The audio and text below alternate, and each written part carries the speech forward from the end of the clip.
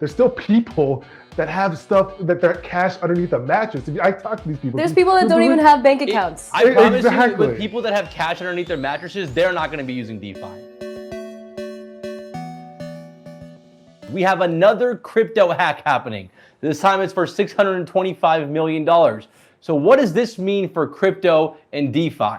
This hack occurred on the Ronin blockchain, which is connected to the very popular crypto game Axie Infinity. And as someone who is bullish on crypto, I mean, these headlines always bum me out. You know, we always see headlines of crypto hack this, crypto hack that, hundreds of millions of dollars. But I think this is just an indication that like crypto and DeFi still isn't ready for mainstream, right? There's still so many security issues. To me, it means that we're really far away from this ever being adopted by the mainstream because normal people are gonna get scared away from these headlines. I mean, like me personally, I'm big on crypto. I own a lot of crypto and I'm kind of scared to try DeFi. Yeah, of course, we don't want to see any scams, but this is not siloed to just what's happening in DeFi. It happens all over the place. I have to look up the stats. The FTC that there was 5.8 billion of fraud committed. And this is not DeFi, just the regular currencies in 2021. So that's a huge amount of money, right? And so if you think about why people go to DeFi, there's a few reasons. Obviously, there's some pros where you have the ability to do things without permission from big institutions.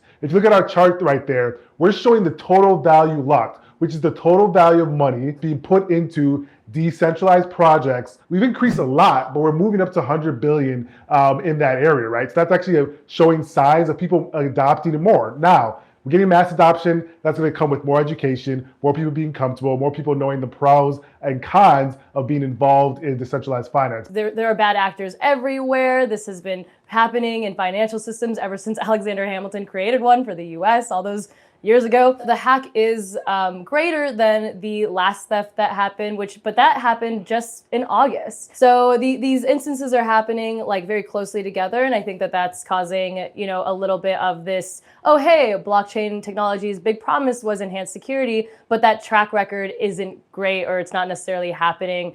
But the message, I think, to just like remain aspirational for me is always remembering that DeFi, underlying technology of blockchain, really has this ability to create more financial inclusion. And I think if we can remember that side of the equation and focus on that, then maybe we can get to a place where people aren't so scared of DeFi. And then, you know, of course, like get more regulation and that type of thing involved so that investors feel like they are safeguarded. Yes, I know no one likes banks and the banks charging fees and this and that.